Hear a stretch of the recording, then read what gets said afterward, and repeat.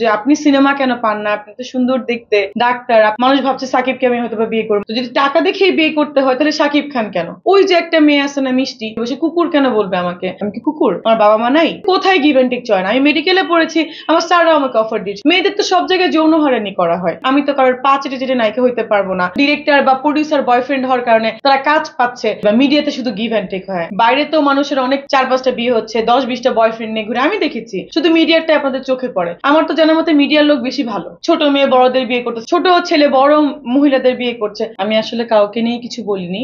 কিছু ইউটিউবের চিত্র দেখে বা ইউটিউবাররা কপি পেস্ট করে কেটে কেটে এগুলো করা দেখা নিয়ে যদি সে আমাকে একটা আইনি নোটিশ পাঠায়, সেটাও দুঃখজনক। কারণ তার সাথে আমার প্রচন্ড ভালো রিলেশন, তাকে আমি প্রচন্ড রেসপেক্ট করি, একটা কথা তাকে নিয়ে আমি বাজে বলিনি।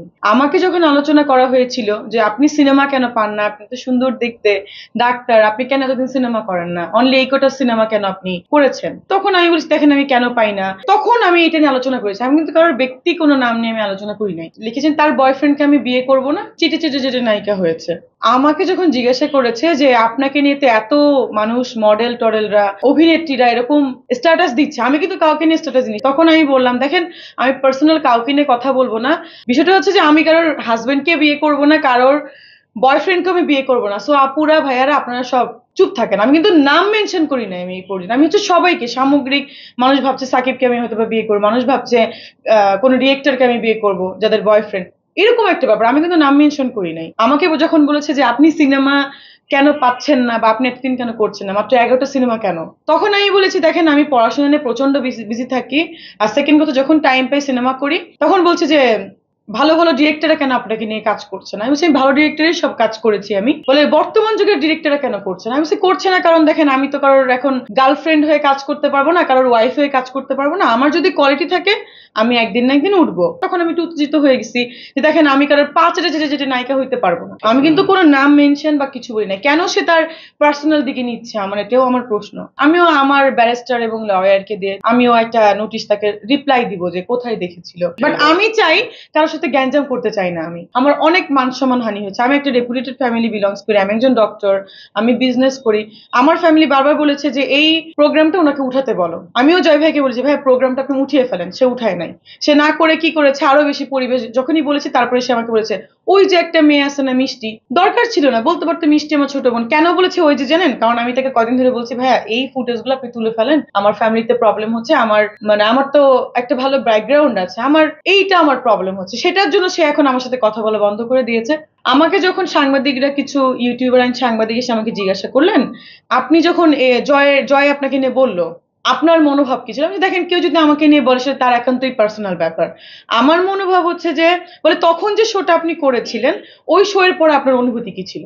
আমি বলছি ওই শো এর পরে অনুভূতি হচ্ছে দেখেন সে যদি আমার সিনিয়র না হইতো, যেভাবে কেটে কেটে কেটে সে নিউজ দিয়েছে তাহলে আমি থাপড়াইতাম। সে সিনিয়র বলে তাকে আমি কিছু বলি নাই, মাফ করে দিয়েছি, সে সরি বলেছে, দ্যাটস অল, ফিনিশড। সে কি করলো, ইউএসএ থেকে একটা ভয়েস পাঠালো কুকুরের কাজ কুকুর করেছে, এটা তো সে আমাকে বলতে পারে না। তাহলে তো আমি এটার জন্য এখন স্টেপ নিবো, সে কুকুর কেন বলবে আমাকে? এটা তো আমার মান সম্মান হানি হয়েছে। কুকুর বলা এটা কি ধরনের বিষয়? আমি কি কুকুর? আমার বাবা মা নাই? তাহলে তো সেও, আমি বলবো সেও কুকুর, কারণ সেও কুকুরের কাজ কুকুর করেছে। যে সাকিব ভাইয়া, কারণ আমি তাকে সাকিব সাকিব বলেই ডাকি, মাঝে মাঝে ভাইয়াও বলি, সে কো আর্টিস্ট, তাকে তো নাম ধরেই ডাকবো আমি, এটা তো একটা ন্যাচারাল ব্যাপার। আমি যে হোটেলে ছিলাম সাকিব ভাইও সেই হোটেলে ছিল। দেখেন একটা হোটেলে রুম থাকে মিনিমাম 1,000, 2,000, 3,000, একটা 5 স্টার 7 স্টার হোটেলে যেখানে ছিলাম সেখানে তো অনেক ডিরেক্টরও ছিল বাংলাদেশের, অনেক প্রডিউসারও ছিল। কই কারোর নাম আসলে শুধু সাকিবের নাম কেন আসলো, সাকিব ভাইয়ের নাম? তো তার সঙ্গে আমি আমি কোথায় তার সঙ্গে হোটেলে ছিলাম? স্পেশালি আমার সঙ্গে যদি কারো দ্বন্দ্ব থাকে কখনো বা মনোমালিন্য থাকে, তার বাসায় বলেন, তার সঙ্গে দেখা করে বলেন, আমি সবসময় সলভ করতে চাই। অন্য কারণে হয়তো বা তাদের ইন্টেনশন বা অন্য কোনো কারণে হয়তো বা তারা আমাকে ভালো লাগে না, এরকমও হতে পারে। কারণ এমন কোনো কথা আমি বলিনি যে তার গায়ে লাগে। কথা নিয়ে আমাকে বারবার বলছে যে দেখেন মিডিয়াতে তো গিভ এন্ড টেক চলে, আপনি কি ওই জন্যই আপনি কাজ করছেন না? আমাকে প্রশ্ন করা হয়েছিল। তখন আমি বলছি আপনি এরকম একটা প্রশ্ন আমাকে কেন করলেন? আমি বলছি কোথায় গিভ এন্ড টেক চয় না? আমি মেডিকেলে পড়েছি, আমার স্যাররাও আমাকে অফার দিয়েছিল ভিডিও দেখায়। হ্যাঁ, আমি বলছি একটা 5,000 বা 10,000 টাকার একটা মেয়ে যদি চাকরি করে, মেয়েদের তো সব জায়গায় যৌন হয়রানি করা হয়। পরে বলে যে আপনি তাহলে কেন পাচ্ছেন না? তখন যে বললাম আমি তো কারোর পা চেটে চেটে নায়িকা হইতে পারবো না, কারোর গার্লফ্রেন্ড হয়ে হইতে পারবো না। দুদিন আগে আমি এভাবে বলছি, দুদিন আগে যারা মনে করেন কাজ ছিল না, এখন ডিরেক্টর বা প্রডিউসার বয়ফ্রেন্ড হওয়ার কারণে তারা কাজ পাচ্ছে, আমি তো এইভাবে করতে পারবো না। প্রথম দিন থেকে থেকেই তমা আপু আমাকে স্ট্যাটাস দিয়েছে, বা হয়তো বা কোনো ডিরেক্টর বা প্রডিউসার আমাকে নিতে চায়, এরকম একটা ব্যাপার ঘটেছিল। তার যারা ক্লোজ ডিরেক্টর বা প্রডিউসার আমার সঙ্গে বসেছিল এবং আমি বলেছিলাম আমার তো হাউস আছে, একটা সিনেমা করি, তো আপনারাও আমার সঙ্গে থাকবেন কিনা, আমার তো ফাইন্যান্সার আছে। তখন তারা বললেন না, সব ছবি তো আমরা উনাকে নিয়ে করব না, অনেক ছবি তো করছি উনার বাইরে। এভাবে একটা কথা হয়েছিল। এটা যদি এখন পার্সোনাল ব্যাপার যদি এখন প্রফেশনাল দিকে নিয়ে যায়, আমি কি করতে পারি ভাই? দেখেন, ডিরেক্টর বলেন, প্রডিউসার বলেন, নায়িকা বলেন, কেউ কিন্তু কারোর পার্সোনাল সম্পত্তি না। তো পার্সোনাল তোমার বর হতে পারে, হাজবেন্ড হতে পারে, বয়ফ্রেন্ড হতে পারে, সেটা কিন্তু ডিফারেন্ট ইস্যুস। মানে পুরো একটা হাস্যকর ব্যাপার হয়ে গেছে আসলে। আপনি কিভাবে জানলেন যে আমি গিভ অ্যান্ড টেক করে কাজ করি, বা মিডিয়াতে শুধু গিভ অ্যান্ড টেক হয়? আপনারা তো শুধু মিডিয়াকে দেখেন, বাইরে তো মানুষের অনেকটা হাজার হাজার বিয়ে হচ্ছে, আমার ফ্রেন্ডেরই 4-5টা বিয়ে হচ্ছে, 10-20টা বয়ফ্রেন্ড নিয়ে ঘুরে, আমি দেখেছি। শুধু মিডিয়ারটা আপনাদের চোখে পড়ে। আমার তো জানার মতে মিডিয়ার লোক বেশি ভালো। মিডিয়ার লোক যা করে সব তো দেখতে পারে, বাইরের লোক যা করে সেটা কিন্তু দেখতে পারে না। দেখেন, বাইরের কিন্তু অনেক লোক এই যে অনেক ছোট মেয়ে বড়দের বিয়ে করছে, ছোট ছেলে বড় মহিলাদের বিয়ে করছে।